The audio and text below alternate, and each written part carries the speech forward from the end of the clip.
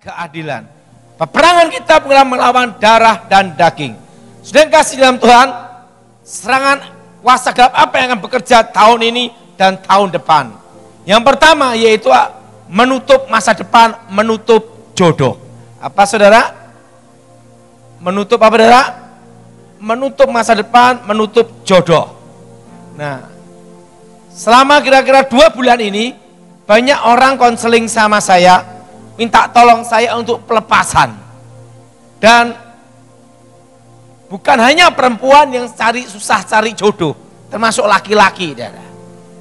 Bahkan ada umur 40, 45, bahkan ada umur 60 belum nikah-nikah. Nah, saudara kasih dalam Tuhan, ada banyak sekali kasus, banyak sekali faktor kenapa seseorang tertutup jodohnya. Tetapi saya bicara ini bukan karena memang wajahnya jelek, bukan. Tetapi karena ada kasus kasus tertentu. Berbeda dengan kasus yang alami. Yang pertama yang disebut namanya kawin roh. Apa saudara? Apa saudara? Nah, kawin roh di sini yaitu apa saudara? Nah, sebelum saya bertobat, saya mempelajari ilmu hitam ini untuk menutup jodoh seseorang seumur hidup. Bahkan dia dijodohkan model apapun, tidak bisa. Sekalipun cantik apapun, tetap tidak bisa. Kenapa? Nah, seseorang menggunakan ilmu ini, seorang dukun hanya sebagai perantara untuk memanggil roh. Kalau dulu sebelum saya bertobat namanya arwah leluhur. Arwah orang mati. Tapi ini saya katakan ini bukan arwah orang mati, itu roh setan menyamar.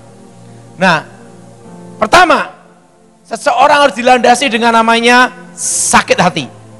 Makanya rata-rata orang yang tertutup jodohnya, itu rata-rata orang yang sombong. Orang apa saudara? Ngomong sama sebelahnya, kamu sombong tidak? Nah. Orang yang sombong, merasa dirinya cantik, merasa dirinya kaya, merasa dirinya hebat. Nah, untuk memperkuat kekuatan mistik itu tergantung sakit hati seseorang. Misalnya si A dihina sama si B, wajahmu jelek kayak kodok bangka gitu. Nah, apa yang terjadi? Si A sakit hati sekali. Dia minta tolong seorang dukun. Nah, dukun akan mencari sebuah kuburan. Kalau targetnya adalah perempuan, dia cari sebuah kuburan, satu kuburan, seorang laki-laki yang mati tidak wajar, yaitu mati bunuh diri, atau mati kecelakaan, atau mati kena ilmu hitam. Nah, di situ saudara, seorang dukun akan pakai namanya boneka. Ada 2 boneka di sini, laki dan perempuan. Langsung setelah itu dimantrai, roh dipanggil, darah yang berteriak karena mati sebelum waktunya menuntut. Itu rata-rata adalah korban pembunuhan atau bunuh diri. Dengan dimantrai supaya darah itu bangkit namanya. Supaya darah apa saudara? Supaya bangkit saudara. Setelah darah itu bangkit, mantra itu dimasukkan. Nah, nanti dibikin 2 boneka, laki perempuan, laki sama perempuan. Nah, yang perempuan ini ada namanya dan wetonnya. Maka zaman dulu sebelum saya bertobat, weton itu tidak boleh sembarang orang tahu.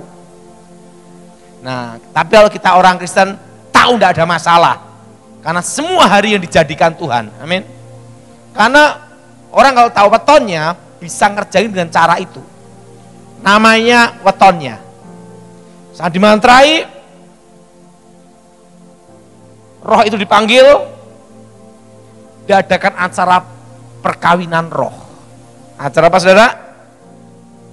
Acara apa saudara? Perkawinan roh. Setelah acara perkawinan roh, ritual. Dua boneka ini diikat tali putih atau tali merah, tapi lebih kuatnya itu tali pocong. Itu orang ada talinya, kalau orang dikubur itu diambil, diikat, masukkan ke dalam tanah kuburan yang digunakan itu, dikubur kira-kira jarak 20 cm, segini aja, tutup di pusara kuburan orang yang mati dibunuh atau bunuh diri, yang darahnya dibangkitkan. Apa yang terjadi? Perempuan itu nanti mimpinya selalu ketindihan seorang laki-laki atau komunikasi dengan roh laki-laki. Bahkan nanti kalau setiap laki-laki mendekati, laki-lakinya bisa kesurupan gini. Pacaran bisa kesurupan. Dan setiap kali mau perkawinan, misalnya udah tunangan, tinggal masuk perkawinan, batal. Seumur hidup. Sampai ada seseorang yang bisa memutuskan, mematahkan kutukannya ini. Dan kutukan ini harus diputuskan demi nama Yesus. Nah, kalau dulu sebelum saya bertobat, caranya gimana? Seorang dukun ditugaskan biasanya, dulu sebelum saya bertobat, untuk mendeteksi di mana boneka itu berada. Itu tugas seorang dukun sebelum saya bertobat, untuk menemukan di mana dua boneka yang dikubur itu di pusaranya. Itu susah, saudara. Harus punya kemampuan batin. Nah, itu kerjaan saya sebelum bertobat. Nah, setelah ketemu kuburannya, dibongkar tanahnya itu, diambil bonekanya. Setelah diambil bonekanya, tali yang ngikat dua boneka itu harus diputus. Setelah itu baru dibakar. Setelah diputus baru dibakar. Baru kutukan itu selesai. Itu sebelum saya bertobat. Kalau seorang dukun caranya seperti itu. Nah, tapi ingat saudara, setan tidak pernah memberi manusia gratis. Ada harga yang harus dibayar. Jadi dulu sebelum saya bertobat, tugas saya dulu mencari kuburan yang dipakai itu mana. Dan boneka itu ada di mana. Itu harus punya ilmu terawang tingkat tinggi untuk mendeteksi itu. Dan tidak sembarang dukun. Nah, dulu sebelum bertobat kerjaan saya seperti itu. Oh, kuburan ini dipakai, bongkar. Ada dua boneka nanti menyatu ini. Nah, kalau kita sudah bertobat, percaya Tuhan Yesus, caranya gimana? Putuskan yang namanya tali batin. Ini semua, tali batin. Apa saudara? Tali batin. Nah, jadi saudara, cirinya ada. Sering mimpi ketemu laki-laki tampan, atau mimpi ketemu laki-laki zaman kerajaan. Tergantung kuburan apa yang dipakai. Nah, saudara, namanya membangkitkan darah namanya.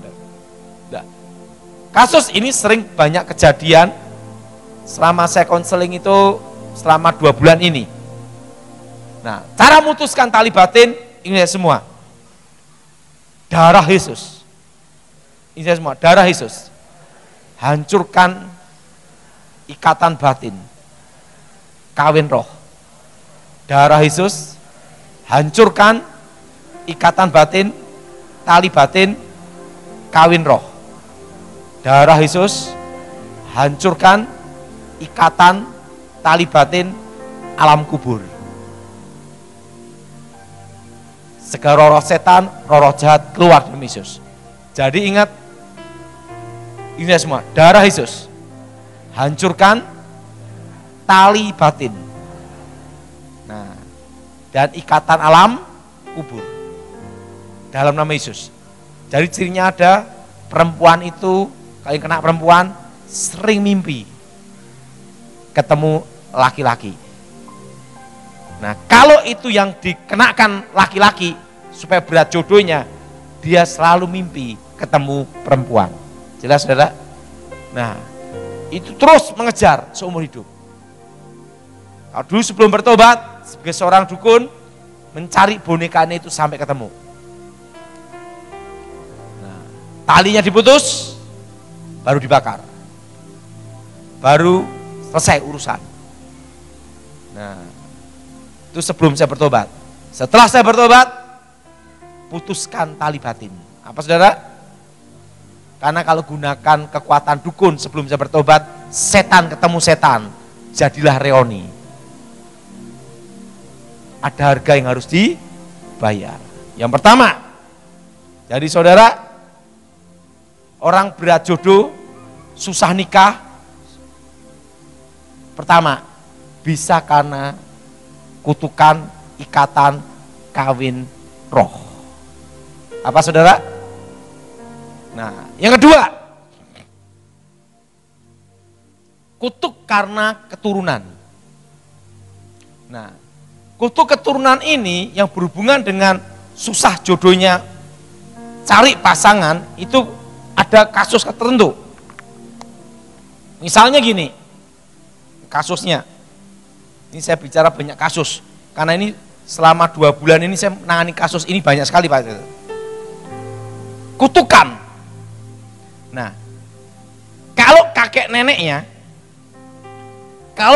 neneknya terlibat ilmu pengasihan atau jimat pengasihan kayak semar mesem atau pengawetan nom, intinya ilmu-ilmu yang berhubungan dengan ilmu pengasihan.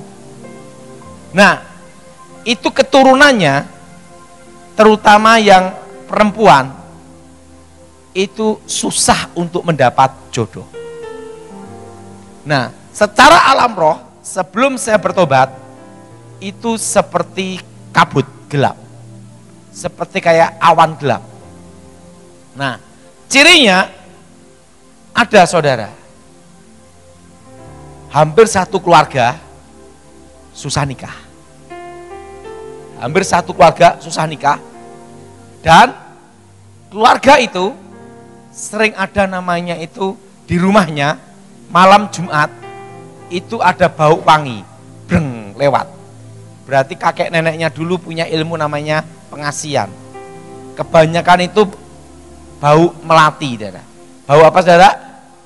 Melati atau kembang kantil. Breng lewat aja. Pak, kalau baunya menetap gimana? Itu bau minyak wangi. Itu lewat breng aja. Itu baunya menyengat, lewat breng aja, saudara. Breng, stres. Nah, itu saudara, itu baunya itu terasa sekali, menyengat terasa sekali. Jadi saudara, kalau itu kasus karena kutukan keturunan, cirinya itu. Tapi kalau yang kena berat jodoh itu kena kutukan dari garis keturunan laki-laki, itu baunya itu bau busuk, saudara. Bereng lewat, itu malam Jumat, terutama Jumat Kliwon sama Jumat Wage. Bereng lewat, baunya busuk. Kalau yang dikerjain laki-laki akibat kutukan. Nah, kalau dulu sebelum saya bertobat, itu bisa kelihatan dari apa? Kelihatan roh-rohnya. Nah, setelah saya bertobat, kalau saya melayani orang, saya bertobat melayani Tuhan, saya lihat ada kayak kabut gelap menutup. Ini ada kabut gelap yang menutup. Kayak awan gitu. Nah, itu kutukan keturunan. Nah, ini harus dibatalkan, diputuskan demi nama Yesus. Nah, yang ditutup masa depannya. Kadang orang bertanya gini, Pak, saya kan hidup dalam doa. Kenapa enggak bisa, Pak? Ingat, ada caranya sendiri, saudara. Untuk ini, kasus ini. Kutukan memang patah, tapi ingat, setan ngerjain dia di masa depan. Setan tidak bisa ngerjain tubuhmu, tetapi setan bisa mengerjain orang yang mendekati dirimu. Ngerti saudara? Tahu maksud saya? Ngerti saudara? Setan tidak bisa masuk dalam tubuh saudara, tapi dia bisa mengerjain orang yang berusaha mendekati saudara. supaya apa? Tidak bisa menikah. Nah, untuk hal ini harus dipatahkan namanya kutuk masa depan. Ini semua, kutuk masa depan. Nah, artinya ada suatu ikatan kutuk masa depan, yaitu ritual malam Jumat. Karena setiap dukun itu ritual malam Jumat. Tidak ada dukun itu malam Minggu, itu ritual, itu pacaran saudara. Nah, untuk memutuskan ini, saudara berdoa, ini saya semua, darah Yesus buka jalan berkat. Darah Yesus buka masa depan. Di dalam nama Tuhan Yesus, roh-roh jahat, roh-roh terkutuk, roh-roh gelap, keluar demi nama Yesus. Segala ikatan perjanjian setan, ikatan kutuk masa depan, kami batalkan, putuskan demi nama Yesus. Darah Yesus buka masa depan. Darah Yesus buka jalan berkat. Nah, segala ikatan kutuk atas hidupku, masa depanku, kami batalkan demi nama Yesus. Nah, yang bersangkutan yang mendoakan, Pak, kalau ibunya ikut mendoakan gimana? Itu lebih bagus. Jadi orang berat jodoh itu banyak kasus, saudara. Ngerti saudara? Yang kedua, kutuk yang berhubungan dengan garis keturunan. Ini serangan ilmu hitam tahun ini dan tahun-tahun mendatang. Dan banyak kejadian. Yang ketiga, karena disumpahin. Saya pernah nangani satu kasus. Jadi berat jodoh ini banyak sekali hal, saudara. Saya pernah nangani satu kasus, itu ada di Solo. Perempuannya cantik. GM, General Manager, dan bapaknya punya pabrik. Cantik, pandai, S2, General Manager, tapi sampai umur 45 tidak nikah-nikah. Lebih baik jelek tapi laku daripada tidak laku, betul? Betul? Betul? Kenapa? Setiap kali orang mendekati, ini setiap kali orang mau mendekati, pacaran, tunangan, mau nikah, batal. Itu batal itu sejak usia 20 tahun ke atas sampai umur 45. Nikah batal, mau nikah batal, mau nikah batal, sampai wajah kayak batal, putus asa. Ibunya minta tolong sama saya. Padahal kenapa? Nah ini saudara. Kenapa? Anakku kok enggak bisa kawin? Setiap kali orang mau deketin dia, udah mau jadian, tinggal mau perkawinan, batal. Gimana Pak Daud? Langsung setelah itu saya ngomong gini, oke, mana anaknya? Saya ngomong sama ibunya, Bu, ini ada kutuk di sini. Loh, kutuk apa? Ini dulu pernah disumpahin. Yang nyumpahin adalah seseorang laki-laki. Coba diingat-ingat. Ingat, orang berjodoh itu kasusnya ada berapa macam.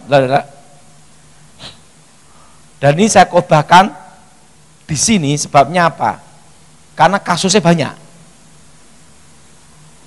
Waktu itu saya ngomong, coba anak perempuan ini ke sini, suruh jujur, kasus apa yang terjadi sehingga seperti ini. Ini namanya kutuk serapah. Apa saudara? Dan ini berlaku bagi karena ketidakadilan. Waktu itu ibunya cerita, anaknya cerita. Waktu SMA dia punya pacar. Pacarnya ini orang miskin, tapi ganteng gitu loh. Apa yang terjadi? Waktu datang ke rumah ibunya, bapak ibunya ngomong apa? Kamu tahu diri, kamu itu orang miskin, tidak layak deketi anak saya. Ingat, ketidakadilan. Apa saudara? Apa saudara? Kamu tidak pantas deketi anak saya, kamu harus putus. Waktu SMA itu saudara. Karena kamu bukan level kita. Kamu harus tahu diri. Anak muda ini sakit hati sekali. Ingat, suatu sumpah serapah harus ada alasan yang kuat. Alasan apa saudara? Alasan yang kuat. Ketidakadilan. Depan muka. Dan hati panas, emosi. Mau disebut ludah api. Dan ngomong apa? Di depan orang tuanya, di depan pacarnya. Kalau kamu tidak nikah sama saya, seumur hidup kamu tidak bisa nikah sama siapapun. Sumpahin itu. Di depan orang tuanya.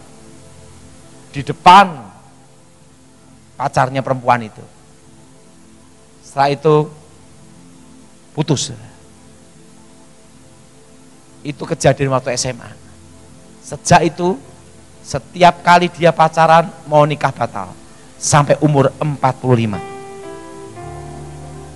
Ingat, kutuk serapah. Orang tuanya ngomong sama saya, Pak Daud, bagaimana cara membatalkan kutukan ini?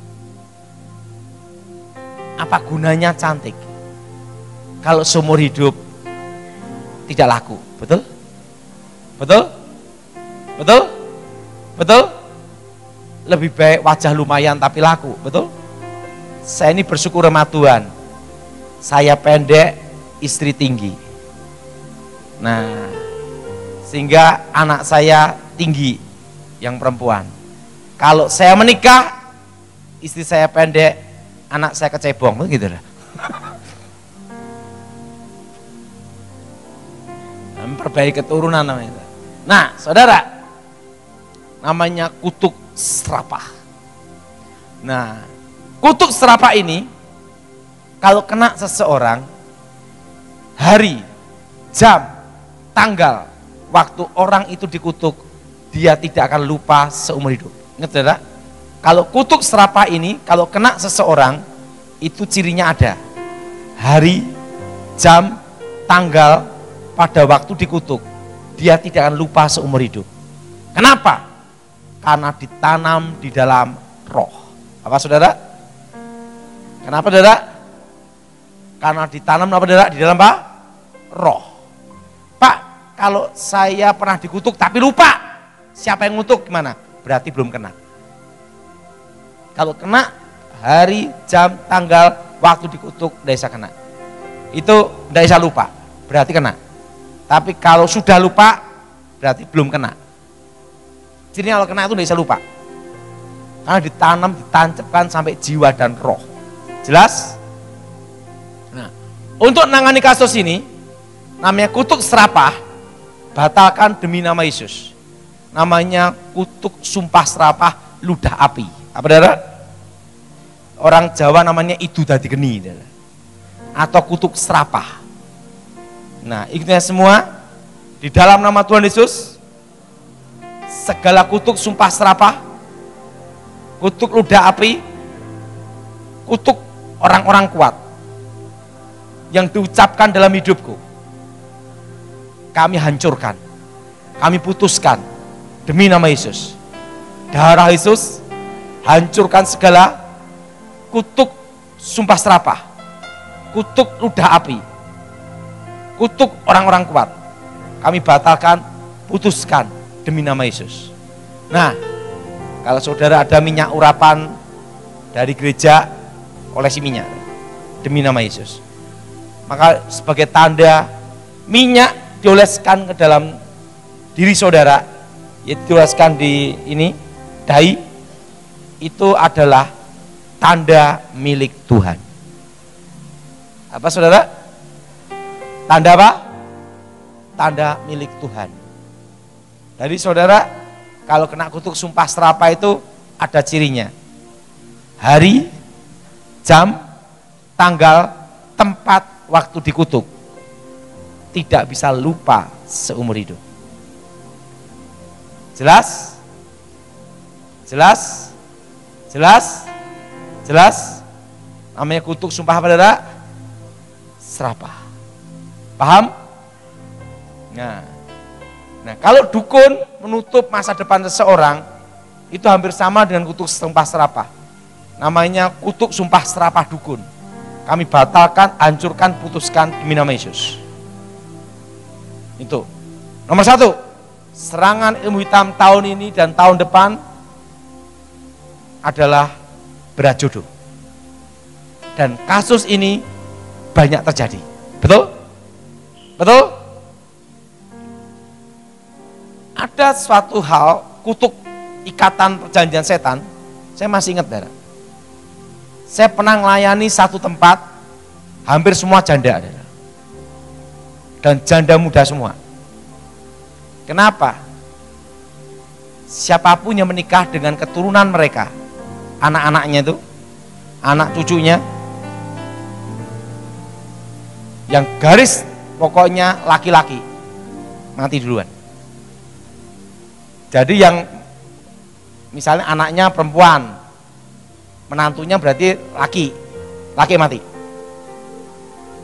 Pokoknya yang laki-laki, para menantu mati. Sehingga waktu saya melayani, semua janda, persekutuan janda. Nah, karena kakek neneknya terlibat ajaran setan, ikatan terjadi. Nah, itu namanya garis keturunan, kutuk sumpah serapah, dibatalkan demi nama Yesus, dan dikasih minyak urapan di dahi. Jelas, saudara? Pertama, ini serangan ilmu hitam yang pertama, yang berhubungan dengan berat jodoh. Nah, Pak, kalau misalnya memang wajahnya jelek gimana? Wah, itu kasusnya lain ya. Ingat, perempuan usia 17 sampai 25 banyak pilihan. Betul? Betul? Usia 25 sampai 35 harus menetapkan pilihan. 35 sampai 45 berserah. 45 ke atas mujizat. Makanya, saudara, beda dengan laki-laki. Papa seneng. Nah, jadi saudara, berat jodoh. Yang kedua, kasus apa yang akan terjadi tahun ini dan tahun mendatang? Yaitu perang santet. Apa, saudara? Saya pernah menangani satu kasus waktu pencalonan wali kota Manado. Waktu itu saya diminta untuk menangani satu kasus kiriman ilmu hitam. Bayangin, kota Manado itu kota Kristen, betul? Tapi di situ juga ada dukun. Dan repotnya, dukunnya juga Kristen. Itu kejadian di Manado. Ini banyak pendoanya, saudara. Nah, makanya ada satu hal untuk melengkapi iman saudara dan pemahaman saudara. Jangan tergantung pendoa. Engkau harus punya iman sendiri. Nah, waktu itu, baik kalau gitu, ketemu saya. Saya ketemu calon wali kotanya Manado. Saya lihat, oh, ini memang ada kiriman ilmu hitam. Setelah itu, saya diminta untuk datang ke Manado. Saya datang lihat rumahnya. Wih, rumahnya itu pendoa, saudara. Nah, perlu dia tahu kenapa bisa ada kiriman menghambat. Saya kasih tahu. Yang doakan ada di rumah, Sedangkan orangnya kan sering jalan-jalan keluyuran. Yang diprotek kan rumahnya. Sedangkan orangnya itu tergantung imannya dia, betul? Betul? Tergantung apa, saudara? Imannya dia. Waktu itu tanya sama saya, gimana menurut Pak Daud cara untuk supaya saya dalam pemilihan calon wali kota ini menang dan beres? Oke? Nah, waktu itu saya doa untuk kasus seperti ini. Kalau dia nangani kasus nanti tahun ini dan tahun depan perang santet, yang Kristen tak ajarkan, darah Yesus sucikan tubuh jiwa rohku, darah Yesus bentengi aku. Gitu aja Pak Daud. Ya, setiap hari kalau kamu keluar rumah, kamu doanya itu, karena di dalam rumah sudah banyak pendoa. Menang jadi wali kota Manado. Ingat, saya sarankan pada saudara semua, baik yang di Zoom, di online semua, di tempat ini, bagi mereka yang mau nyalonkan anggota DPR, bupati dan lainnya, saya sarankan doa setiap hari, karena ingat, pendoa mendoakan untuk rumahmu, betul? Tapi dirimu juga perlu ada iman. Nah, untuk membentengi dirimu, ingat kita semua ada celah dosa. Doa seperti ini, kita semua. Darah Yesus sucikan tubuh jiwa rohku. Darah Yesus bentengi aku. Nah, ada minyak urapan, kasih di dahi. Pak, apakah setiap hari harus dahi minyak terus, Pak? Nanti mengkilap. Ya, terserah iman saudara. Sekali juga cukup, berulang-ulang juga terserah. Dari iman kembali ke iman aja sih. Jelas? Jelas? Karena tahun ini perang santet benar-benar, saudara. Dan harus ada protek dan harus ada namanya perlindungan. Harus ada apa, saudara? Perlindungan. Nah, dan itu tidak bisa tergantung doa orang, harus ada iman saudara.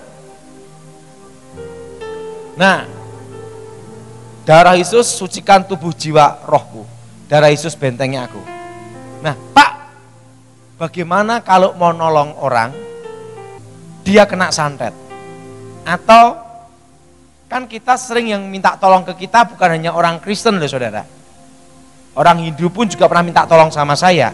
Orang Buddha minta tolong ke saya juga. Bagaimana caranya Pak Daud? Kan tidak mungkin mereka pindah agama, kan tidak bisa. Kita menghargai keyakinan dan toleransi beragama, betul? Bagaimana caranya? Ingat, keyakinan saya, kepercayaan saya, mungkin yang ada berbeda. Yesus tidak mendirikan agama. Dan Tuhan tidak beragama. Itu keyakinan saya.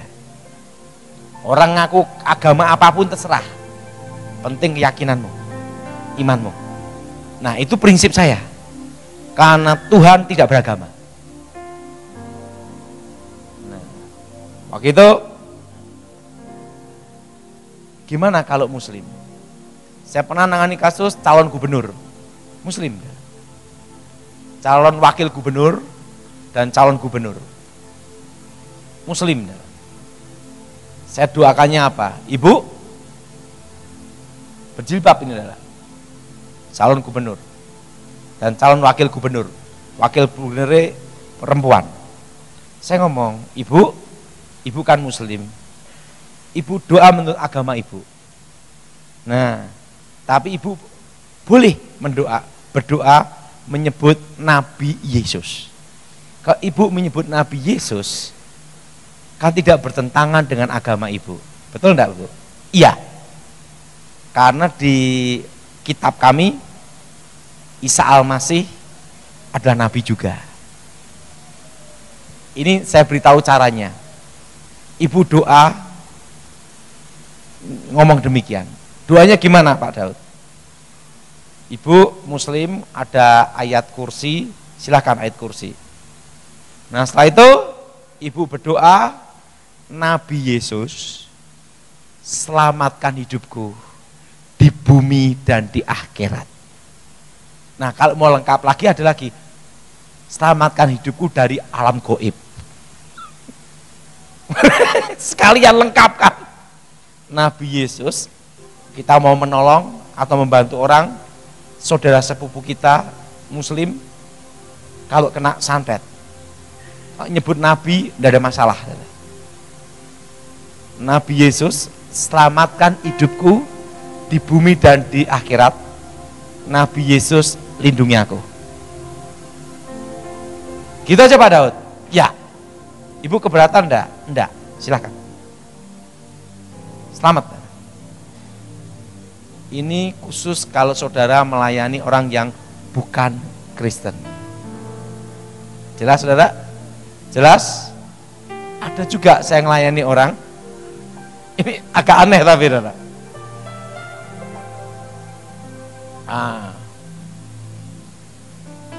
Dia kalau manggil dewa. Dewa ini, dewa ini. Tanya, Pak Daud, cara doanya saya gimana? Apa dewa Yesus?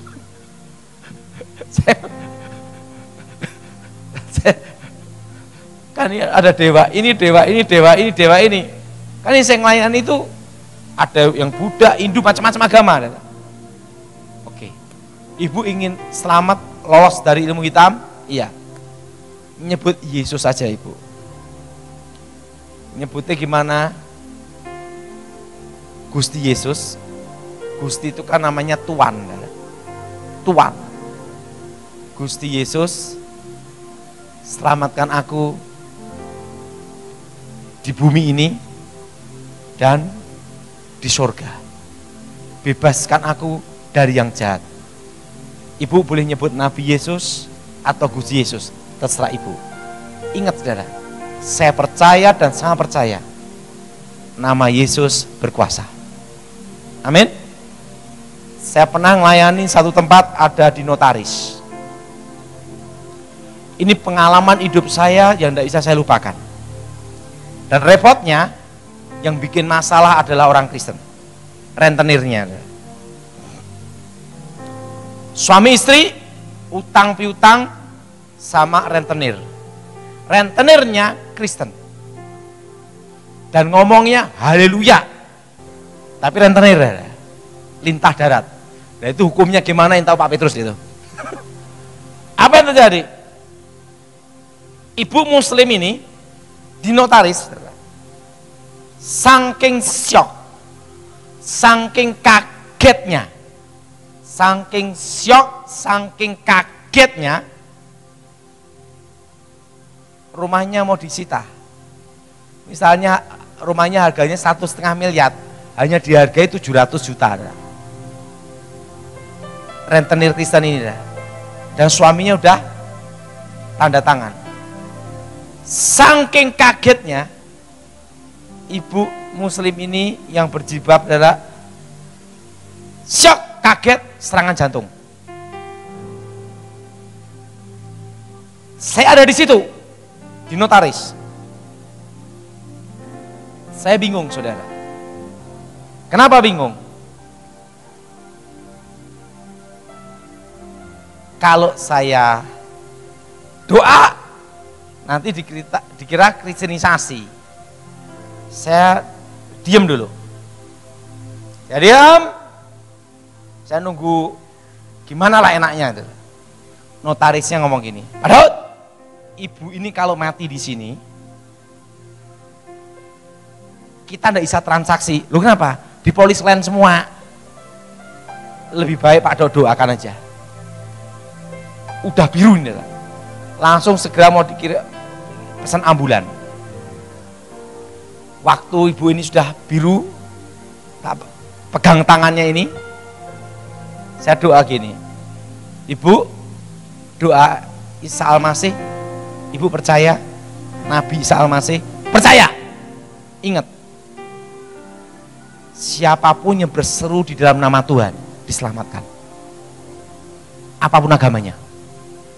Yakin itu saudara? Waktu itu saya ngomong sama ibu ini berkata gini, Nabi Isa, aku percaya engkau yang punya kuasa di bumi dan di akhirat, terkemuka di bumi di akhirat. Ibu nyebut Nabi Isa yang terkemuka di bumi dan di akhirat. Nabi Isa, selamatkan hidupku di bumi dan di akhirat. Waktu dia nyebut Nabi Isa, saya doa dalam nama Yesus. Dia ngomong Nabi Isa selamat hidupnya, tiba-tiba diam. Waduh, mati aku. Jadi urusan ini ya kita. Waktu dia berhenti gini lagi. Sembuh, hidup sampai sekarang. Nah, di situ saya mengerti satu hal, Tuhan tidak punya agama. Jadi siapapun, saya tidak pernah mengajarkan orang pindah agama. Tidak. Penting keyakinanmu, penting imanmu. Karena agama Kristen tidak bisa menyelamatkan hidupmu juga. Yang penting imanmu. Itu pemahaman saya. Tidak tahu Pak Petrus gimana. Penting dia berseru dalam nama Tuhan. Nah, supaya Alkitab di dalam nama Yesus.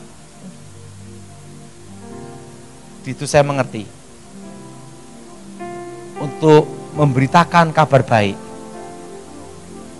tidak harus membedakan agama. Yang penting Injil itu diberitakan.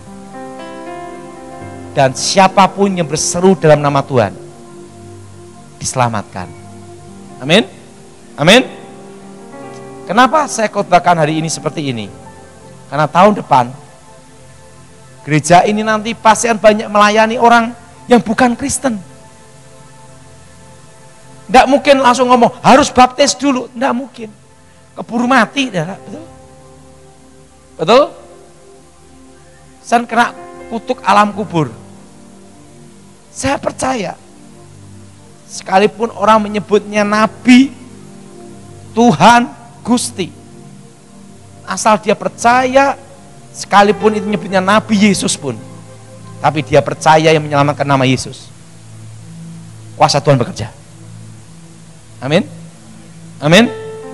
Jadi ingat saudara, lihat nanti gereja ini nanti tahun ini dan tahun 2024 banyak nanti yang datang. Kenapa banyak yang datang? Karena banyak yang kena santet, banyak yang kena kasus ini macam. Kan tidak mungkin kita nyuruh baptis dulu. Kita harus hargai kepercayaan mereka. Ingat saudara, yang berseru di dalam nama Tuhan diselamatkan. Amin. Jadi ingat, tahun depan akan banyak apa saudara? Tahun ini dan tahun depan itu perang santet. Saudara perlu tahu, suatu kali saya pernah dipanggil, tanya, Pak, rumah saya ini gimana? Ini ada ilmu santet yang dikirim ke jenderal. Langsung dia ngomong gini, siapa yang ngirimnya? Temannya dia ngomong, Pak Daud, buktikan kalau santet itu ada di rumah ini. Bisa buktikan? Nah ini susah loh saudara. Kalau hanya ngomong alam roh, itu gampang saudara. Tapi kalau udah ngomong, buktikan kalau ada yang ngirim santet, buktikan di depan jenderal.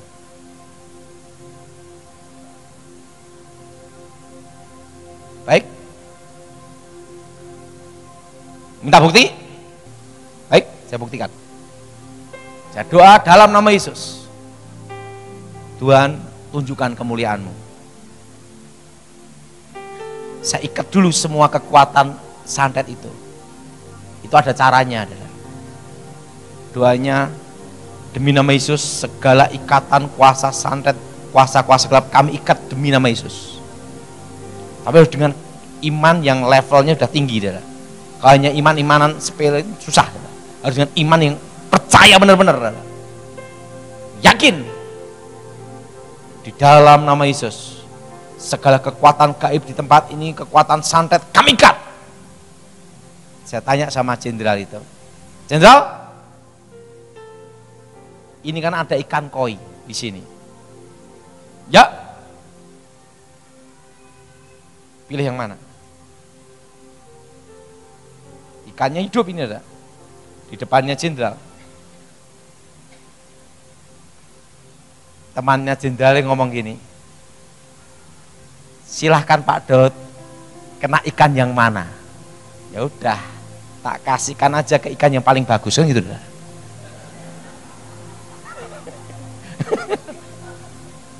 Demi nama Yesus, kami ikat. Ya, posisi tangan saya gini terus, karena menahan ini, kekuatan gaib. Sudah siap? Sudah. Jenderal di depan. Dalam nama Yesus kami ikat. Sudah siap? Sudah. Masuk. Masuk ke ikan. Dari ilmu santet yang terkumpul di rumah itu terfokus satu titik. Masuk dalam ikan. Lep. Ikannya langsung bek mati ngambang gini. Langsung jenderal ngomong, waduh ikan mahal lagi. Lah kan sesuai petunjuk. Langsung dia ngomong, wah si ngirim siapa? Ini. Oke. Ini kalau kena ke saya gimana? Ya langsung mati. Gak apa-apa jenderal, hanya ikan koi, bukan ikan arwana. Nah, jadi ingat. Dan jenderalnya, gimana pada sepeda kena ilmu santet? Ya, doa nyebut Nabi Yesus atau Nabi Isa Al-Masih. Selamatkan hidupku di bumi dan akhirat. Ingat saudara, yang berseru dalam nama Tuhan diselamatkan. Mari kita berdoa, kita berdiri. Aku mohon kuasa Yesus bekerja, lawatan Tuhan terjadi, kerajaan Tuhan datang dan menjadi, bebaskan dari yang jahat, bebas kegelapan. Berkati firman Tuhan, berkati kami semua. Dan nama Yesus dimuliakan. Haleluya. Yang percatakan amin.